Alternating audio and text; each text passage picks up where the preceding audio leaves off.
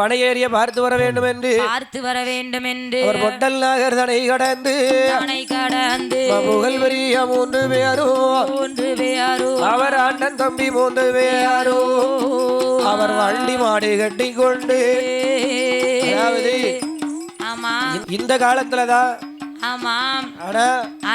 எங்க போனாலும் ஒண்ணு பைக்ல போயிருந்தோம் இல்லன்னா பஸ்ல போயிருந்தோம். ஆமா. ஆனா அப்பா அப்படி உண்டா? கிடையாது. ஆமா. எங்க போகணும்னாலும் ஒண்ணு கால்நடையா போகணும், கால்நடையா நடந்து போகணும். அப்படி இல்லன்னு சொன்னா கொஞ்சம் வசதி வாய்ப்பு இருக்கிறவங்க வண்டி மாடு கட்டி வண்டியில போவாங்க, சாரட்டு வண்டியில. ஆகையினால் சாரட்டு வண்டி, கூண்டு வண்டி, வில் வண்டி அப்படின்னு ஏகப்பட்ட விதமான வண்டிகள் உண்டு.